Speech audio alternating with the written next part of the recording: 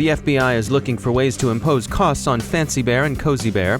Election hacking fears remain despite DHS reassurances, and industry sources warn of privacy risks within campaign databases. Investigation continues into the ISIS-claimed weekend attacks. Cisco patches a firewall vulnerability related to a shadow broker's exploit, M&A activity, and other warnings to beware of chatbots. They're out fishing.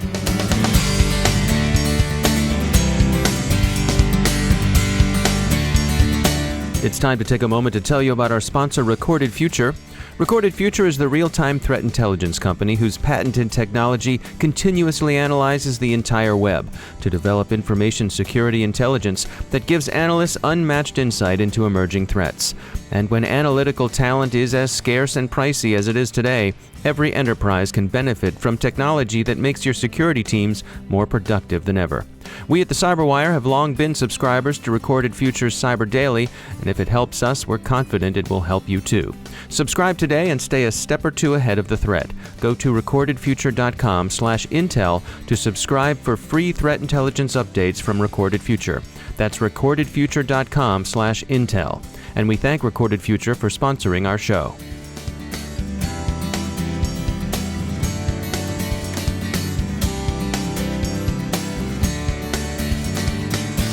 I'm Dave Bittner in Baltimore with your CyberWire summary for Tuesday, April 20th, 2016.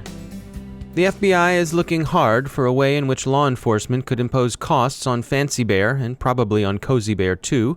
If you've misplaced your scorecard, Fancy Bear works for Russia's GRU, the country's military intelligence establishment, and Cozy Bear is with FSB, which is the post-Soviet heir to the old KGB. Reuters says the Bureau is under pressure to do something, but what thing it might be able to do is unclear. There's a good bit of speculation about tighter sanctions.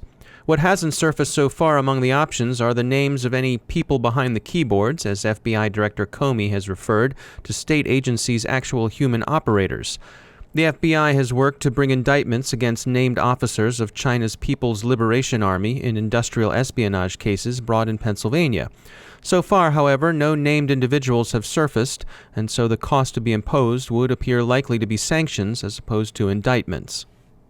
Assurances and support from the U.S. Department of Homeland Security aside, many in the security industry warn that vote hacking is possible and that it need not be global or even widespread to affect an election.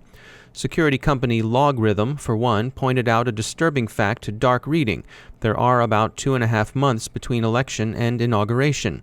It takes an average of 6 months for companies to detect a breach. Quite apart from voter fraud and foreign influence, the analysis of voter behavior and preferences by campaigns poses its own threat to privacy. Andrew Hay, CISO of security company Data Gravity, writes in HackRead that political campaigns, like other organized and centrally directed marketing efforts, collect, analyze, and use a great deal of personal information. If you're in a demographic group of interest, expect campaigns to look closely at whatever they can learn about you and your preferences. The security with which those data are handled may not even be up to advertiser standards, and the data can't be assumed to disappear once the campaign is over, so the risk may be an enduring one. Other high-profile investigations currently underway are looking into the weekend attacks in New York, New Jersey, and Minnesota. The cyber dimension here is the ISIS information campaign that successfully radicalizes, recruits, and inspires fighters to violence. Investigators are looking into the online activities of suspects in the attacks, but so far not much has turned up. So in these cases, ISIS may be applauding and claiming people with a tenuous connection to the caliphate. In any event, centralized command and control have never been the ISIS way. Their operations have depended more on inspiration than direction. Many are calling for more effective counter-radicalization programs. Most countries have versions of these in place, but the problem lies in the messaging and in the conviction. It's unclear what Western societies could offer or would be willing to offer that could compete with the promise of transcendence that motivates the convinced to murder and to willingly die in the act of murder. The shadow brokers released a large tranche of genuine 0 days early last month, which the brokers claim to have got from a compromised NSA operation belonging to the Equation Group. Some of the exploits affected Cisco products, and Cisco quickly patched. Cisco has issued another patch that fixes a vulnerability it discovered in the course of researching the shadow broker's leaks. It affects a Cisco firewall and is similar to the benign certain exploit closed earlier. It's unclear from reports whether the bug was in the equation group tranche of 0 days, or whether the revelation of the benign certain exploit prompted the research that disclosed similar flaws. Probably the latter, but in any case, patch. Mozilla is due out with a Firefox patch today. This one is expected to fix a man-in-the-middle vulnerability in Mozilla's popular browser. Last week at the Billington Cybersecurity Summit in Washington, D.C., we sat down with Casey Ellis. He's the founder and CEO of Bugcrowd, a company that aims to crowdsource application testing, connecting crowds of independent security researchers with companies to uncover vulnerabilities and collect bug bounties. One of the challenges Bugcrowd faces is convincing companies to trust their apps to a group of hackers. I really see that trust evolution as a very similar one that the market went through when pen testing first became a thing back in the early 2000s. And really what it comes down to is they're assessing risk versus reward. They're getting used to a novel concept and trying to get their heads around what those risks actually are. And a big part of what Bugcrowd built is things to actually mitigate that risk and make it controllable for the client. So it's an interesting one because I think the biggest initial issue is this sense of aren't hackers bad? There's this, I think, immediate kind of link that most people draw that someone that can do something bad to a computer is someone that shouldn't be trusted.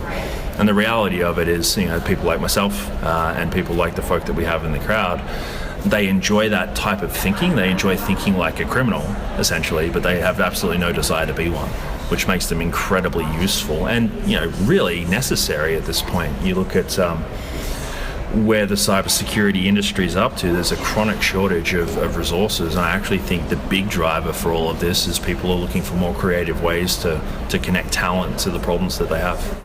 In addition to connecting security researchers with companies, Bugcrowd provides opportunities for the hackers to connect and learn from each other. It's basically getting the crowd to educate itself. So we've got forums, we've got channels that we've set up and different things, and we encourage wherever we can communication between the researchers to help teach each other how to be better at all of this stuff.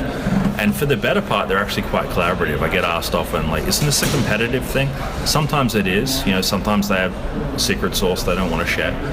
But for the better part, it's actually quite a supportive group of people. New people come in, and as long as there's this humble attitude and desire to learn, that's the hacker mindset, right? So they kind of take them in as one of their own, and it goes from there, which is it's a wonderful thing to watch. Ellis believes that crowdsourcing helps bring a level of proportionality to the fight. In my mind, this is not about bug bounties or vulnerability disclosure as much as it is about just this absolutely crying need we have to deliver more human creativity into this problem space. Get people that don't think like security. The thing is that engineers,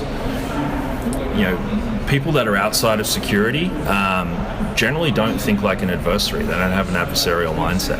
And the problem, I think, with a lot of people in security is that we assume they do, because that's just how we walk around, right? We're looking at the locked door and thinking about how safe the lock is or whatever else.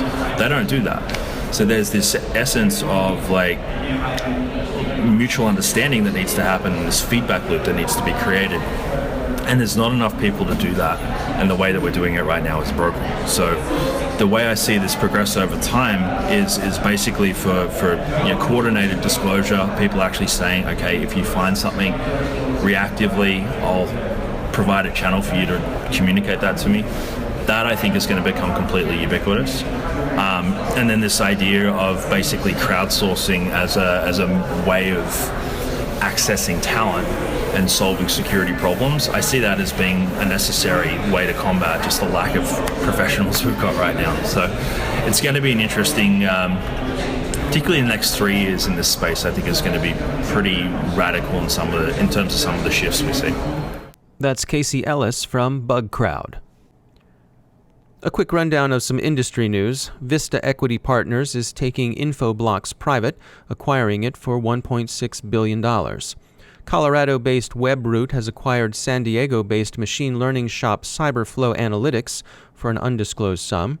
And KBR has picked up Honeywell Technology Solutions, which has a cyber practice. Finally, there are some warnings out there about chatbots. As they get better at imitating human chit-chat, call and response, do keep your Turing test guard up. It's inevitable that chatbots will be used for phishing. Indeed, Dark Reading reports that some chatbots have been chumming around the Tinder dating app. Yes, believe it or not, some lovelorn gentlemen have been hornswoggled by a chatbot who convinced them that it, or she, really truly cared. Or at least was up for a good time. So be wary, friends, especially if that chatbot calls herself Tay.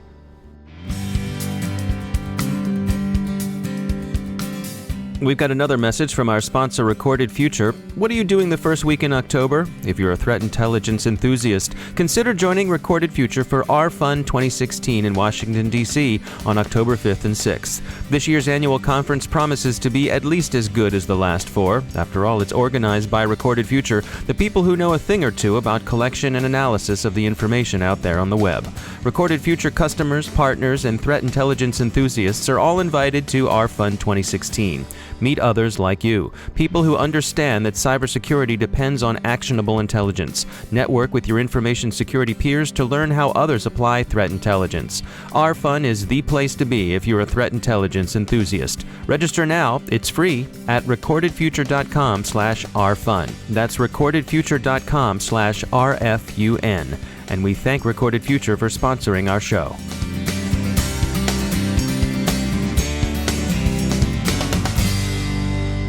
Joining me once again is Dr. Charles Clancy. He's the director of the Hume Center for National Security and Technology at Virginia Tech. Dr. Clancy, welcome back. I know you wanted to talk today about the situation that's been brewing with St. Jude's Medical and Muddy Waters Capital and MedSec cybersecurity. I think it's a really fascinating series of events that I think is unprecedented right now in the world of cybersecurity. And for those of your listeners who haven't been following the news quite as closely over the last couple weeks, basically a couple weeks ago, Muddy Waters announced a short position on St. Jude's, which is a company that creates pacemakers and other medical devices, basically saying that they had discovered through their consultant MedSec a number of cyber vulnerabilities that were able to kill the battery in pacemakers or change the therapies delivered by pacemakers, both of which could have lethal consequences. This was particularly interesting, in my opinion, because it was the first time we've seen a hedge fund actually take a financial position against a company with respect to a potential cyber vulnerability and the impact that would have on their long-term stock value. And many in the community were kind of upset by the tactics, indicating that it wasn't really a responsible disclosure of a vulnerability, while others felt that it was kind of an interesting way to really get people's attention and highlight the vulnerabilities in this domain. Yeah, and we saw just this week that St. Jude has responded and has sued Muddy Waters and MedSec for defamation, which is an interesting response. It seems legal people are saying they have an uphill battle, but it's a response nonetheless. Indeed it is, and they're basing a lot of their assessment on some work that was done at University of Michigan, where they have a research center that's been funded by the National Science Foundation for the last few years, looking specifically at medical devices. And the researchers at University of Michigan basically say that the error messages that MedSec was able to demonstrate were perhaps not as catastrophic as they indicated they were. And so while they weren't necessarily saying that the vulnerabilities weren't there, they were just saying that the proof that's been presented so far is perhaps not conclusive. So it's interesting to see the St. Jude's response. And I think what has a lot of people in the community on edge is whether or not this is an anomaly or this is the new normal in terms of major vulnerability reporting. All right, we'll keep an eye on it. Dr. Charles Clancy, thanks for joining us. And that's the CyberWire. For links to all of today's stories, along with interviews, our glossary, and more, visit thecyberwire.com. Thanks to all of our sponsors who make the CyberWire possible. The CyberWire podcast is produced by Pratt Street Media. The editor is John Petrick. Our social media editor is Jennifer Iben. And our technical editor is Chris Russell. Our executive editor is Peter Kilpie. And I'm Dave Bittner. Thanks for listening.